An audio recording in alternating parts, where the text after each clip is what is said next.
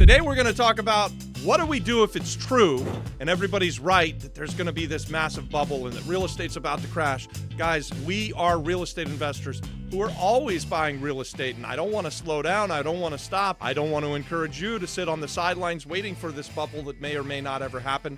But what happens if the bubble comes? What do you do? How do you win? Let's get into it. Number one, inflation and mortgage rates. Inflation and mortgage rates are affecting the real estate market, and it's in a different way than anything I've ever seen. I've been doing this for 26 years, and so this is my first go at this super high inflation, and we've seen it. You guys have felt it. Everything has become more expensive, right? Go to McDonald's and get a hamburger. It costs you $10 for a Big Mac. It's freaking crazy. Everything's expensive. The whole world has gone crazy. Rents are out of control. Real estate prices are out of control. Gas is too high. Everything's expensive. You know what? The one thing that I can think of that hasn't really gone crazy high is your wages. Probably your wages are still just kind of teetering along, and you're getting that maybe 3 to 5% cost of living increase. But the cost of living has gone up in some cases 100%. It's crazy. So, and along with this inflation, in order to fight the inflation, the Federal Reserve has been steadily raising interest rates. And so that is supposed to put the downward pressure on things. It's supposed to stop this increase in the cost of everything. So far, it's questionable as to whether or not it's working or not working. You be the judge of that. But the higher the interest rates go, then that definitely slows down the real estate market. We've had this massive run-up of inflation. We've also seen the interest rates kind of skyrocket. In fact, the interest rates are higher now than I've seen them in years, at least a decade or so. So back in the day when I first started out, 8% was a pretty good interest rate, but that sort of kind of went down, and for the last several years it's been down in the below 5, and then it went all the way down to under 3. It was crazy good. That money was practically free. Everybody knew that that money was too good to be true. Now interest rates have started to climb back up, and they're higher than we've seen them in years and years.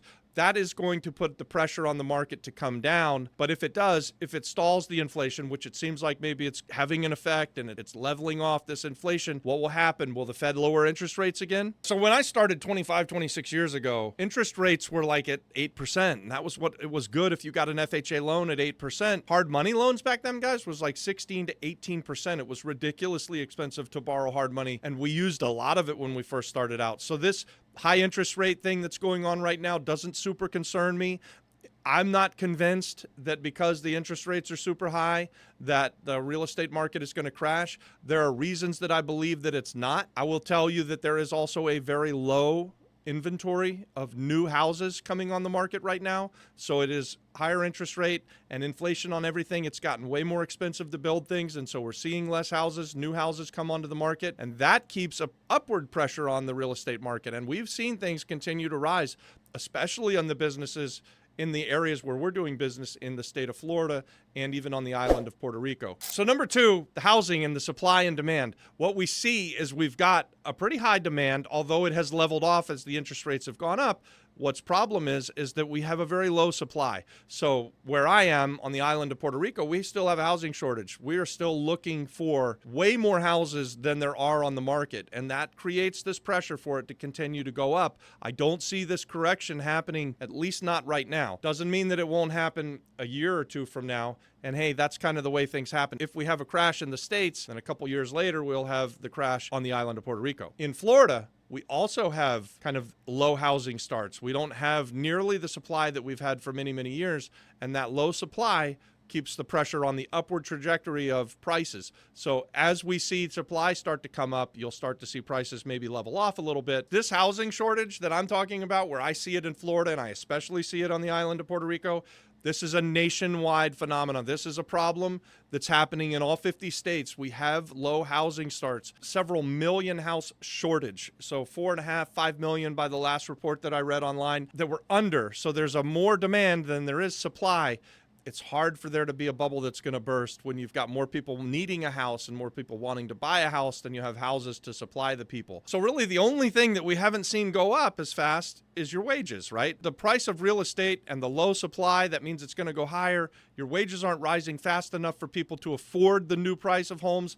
and they're really getting out of control. So I'm looking for, if I'm a real estate investor, am I hoping that there's going to be a crash? I'm not really necessarily hoping that there's going to be a crash. I do have a way to profit from it. If you'll stay till the end, I'll tell you about that. But I am expecting that it could start to level off. Even though we've had this massive inflation, because there's a housing shortage, that's what's keeping the housing prices so high. Ordinarily, with the higher interest rates, it would drive prices down. We just simply don't have enough volume. And this is supply and demand economics, guys. When you don't have enough houses, the prices can't come down. I know that everybody wants to blame real estate investors for this, but really the truth is we need more real estate investors to invest in housing so that there will be more housing and prices can start to come down. The third thing that could cause the bubble to burst is economic and regional variations. So you might have a real estate bubble burst in your area. So let's talk about California, for instance. California has had a massive run up in prices, and they have a big homelessness problem. And the government there doesn't seem to like entrepreneurs or people making money. So there's an exodus of people leaving the state of California,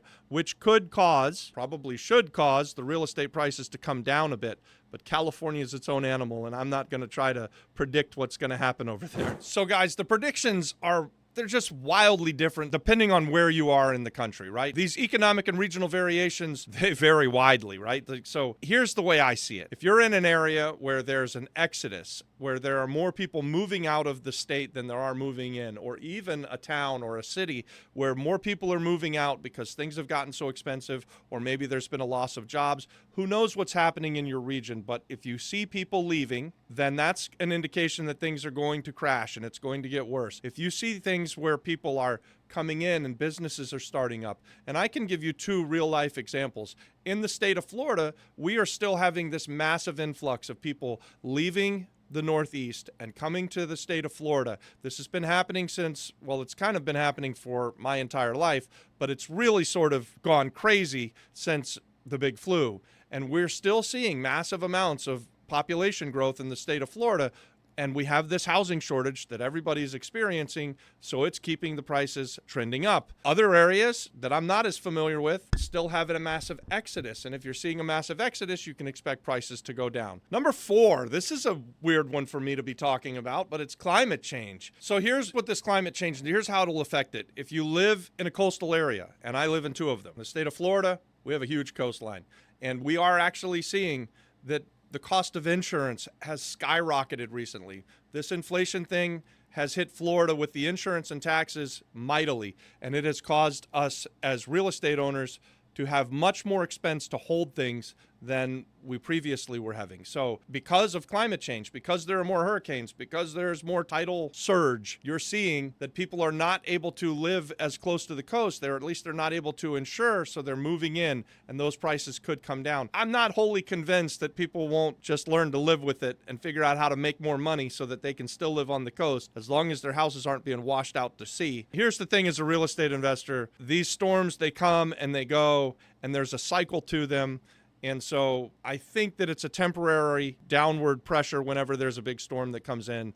But eventually, 4 or 5 years after the storm leaves an area, people have forgotten about it, and everybody wants to live on the ocean and live on the coast. So I don't know if any one of these 4 is going to cause the bubble to burst in the real estate market. I see signs that things are leveling off. I see indications that things are slowing down. I will tell you this, and this is what you stayed to the end for, and go ahead and give this video a like. Subscribe to the channel if you haven't already done it, guys. It's surprising how many of you watch our videos again and again but aren't subscribers, so we would love to have you join our community.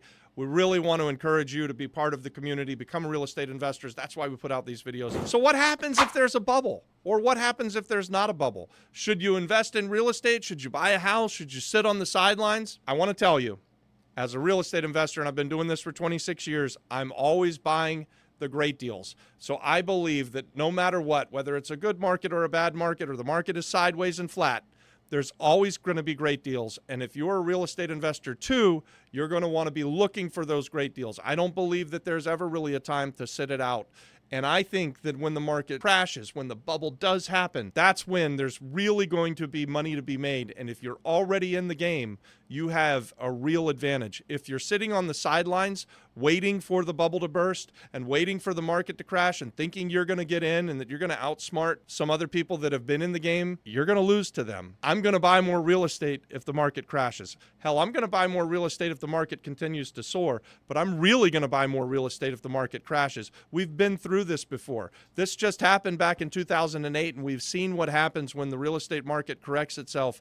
If you can come in and buy at those times, it's an amazing opportunity to build wealth. It's an amazing opportunity to find a way to get out of the rat race and have passive income at the end of the day. So if the market crashes, if things go down, we're going to start to buy more. We're going to buy for the long term. We're going to buy and hold, and we're going to buy a lot of it. I highly recommend that you guys start this game now. Get into the real estate investing market. Get yourself out of the rat race. Don't do what everybody else is doing. And if you're hearing everybody tell you that they're going to sit it out until the market crashes and then they're going to jump back in, man, you got to be doing something contrarian. You don't want to be running with the 98%. You want to be running against the grain. You got to be doing something different if you want to have different results. So if the market crashes, what would I do different? There are some major things that I've learned. Feels like it was yesterday for me. So if there were a big bubble and the market crashes, what I'm going to do is I'm going to batten down the hatches, and I'm going to keep rental properties. I'm going to put renters in the properties that we own, and we're going to do everything we can to keep them. We're not going to panic and sell at the bottom of the market. I'm going to be a buyer at the bottom of the market. I will not be a seller. I will tell you right now, I am more apt to sell because I think we're sort of towards the top of the market than I am to buy. So I'm very cautious on what I'm buying, but I'm still buying. And when the market crashes, I'm going to be way less cautious. I'm going to be buying the hell out of that real estate market. I'm not going to sell anything. The last time around, I was in a panic. I didn't know what to do. I didn't have the rentals, so I didn't have the income. So I just sold, even though it kept going down, and we lost everything doing that strategy. We won't make that mistake again, guys. I've seen this movie. I know where it turns out. I know what happens. And the real estate market, if the bubble bursts, doesn't mean that it's going to burst forever. That's your time to buy. When there's blood in the water, that's when you're really going to make your money. I say all the time that in real estate investing, you make your money when you buy. So when you see the bubble burst, it's time to get in and hold on. And if you're already owning property and they're rented and they're cash flowing, then just sit back, collect that income, and keep buying more real estate. Guys, we're real estate investors. We've got a community also on School. If you're interested in becoming an entrepreneur and becoming a real estate investor, join us over there. We're building a community of like-minded real estate investors and entrepreneurs. And on the School platform, you can learn with us, you can network with us, and you can do deals with us. The link is in the description. I think that's it. If you stayed till the end, what's my message? You should always be buying real estate. Real estate is where wealth is built, guys. I can't emphasize this enough. I know that I'm always looking at it with rose-colored glasses and that I have a hard time talking about the negative stuff because I so easily get back into the mindset of everything's going to be all right. Real estate goes up and to the right. Like and subscribe to the channel. The life that real estate investing provides, it's amazing. I want it for you guys. God bless.